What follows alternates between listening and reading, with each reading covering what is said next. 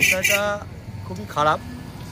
আমরা গোপালগঞ্জবাসীর মানুষ, খুব শান্তিপ্রিয় জায়গায় থাকি। এটা আমাদের দীর্ঘদিন ধরে শান্তিভাবে বসবাস করতাম। একটা আতঙ্ক বাতাবরণের সৃষ্টি হয়েছে।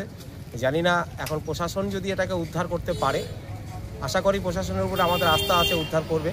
উদ্ধার করতে পারলে পরে আগামী দিনে হয়তো ভীতি প্রদর্শন হবে যারা এই ধরনের ঘটনা ঘটাচ্ছে। সেই ক্ষেত্রে আমরা হয়তো একটু আবার শান্তি আমাদের ফিরে আসতে পারে। না হলে এখন পর্যন্ত যা ঘটনা ঘটে গেল কালকে রাত্রে, আজকে সকালে আমরা দেখতে পেলাম, তাতে আমাদের মধ্যে একটা আতঙ্ক সৃষ্টি হয়েছে। আগামী দিনে প্রশাসনের উপর আস্থা রেখে আমরা শয়ে শয়ে ভিলেজ পুলিশ যেখানে এবং সিভিক পুলিশ সরকার নিয়োগ করেছে গ্রামীণ এই সমস্ত ত্রুটিমুক্ত করার জন্য, সেইখানে এইরকম জায়গায় দুটো এত বড় প্রতিষ্ঠান, কোনো পুলিশি প্রহরার বন্দোবস্ত নেই। আমরা তো বিগত দিনে দেখেছি এখানে সিভিক পুলিশ পাহারা দিতেন থাকতেন। এখন ইদানিং ঠিক বলতে পারছি না কি করছে। এখন সিভিক দিয়েও তো এই ধরনের নিরাপত্তাটাকে আটকানো খুব মুশকিল হয়ে যায়।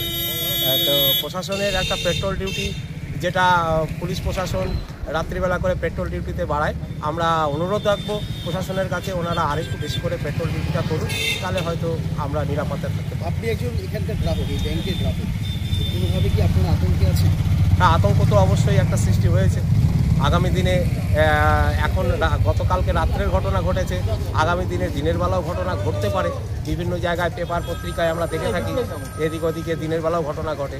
সেই দিক থেকে তো একটু করে হলেও আমাদের আতঙ্ক মনে থেকে গেছে। প্রশাসনের কাছে কি চাইছেন? প্রশাসনের কাছে চাচ্ছি যে আমরা যেন শান্তিপ্রিয়ভাবে থাকতে পারি। প্রশাসন এটা যেভাবেই হোক তদন্ত সাপেক্ষে একটা উদ্ধার করুন। আপনার নাম? আমার নাম শেখর রায়, আমি এই ব্যাংকের গ্রাহক এবং পোস্ট অফিসেরও গ্রাহক। প্রশাসনকে তো আরও কঠোর হতে হবে, কারণ আমার জন্মস্থান কুমারগঞ্জে এবং আমি কর্মস্থল গোপালগঞ্জে।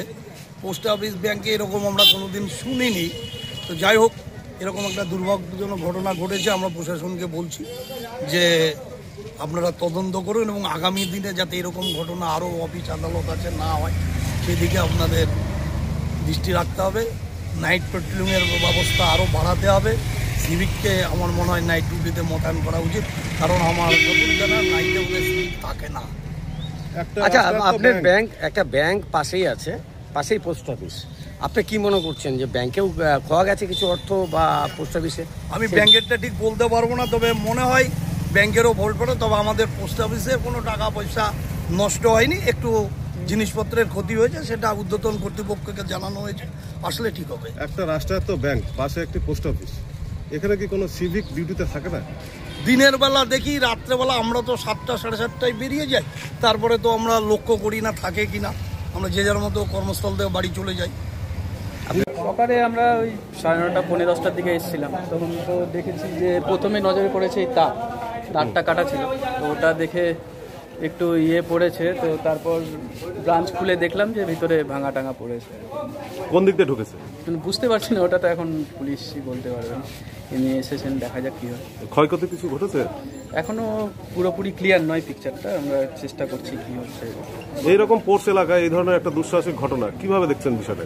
হ্যাঁ, এটা তো একটু বোঝা যাচ্ছে না এখন ব্যাপারটা কী হচ্ছে, দেখি কী হচ্ছে। আপনার নাম? আমার নাম অরিন্দম কুন্ড, ব্রাঞ্চ ম্যানেজার, কুমারগঞ্জ।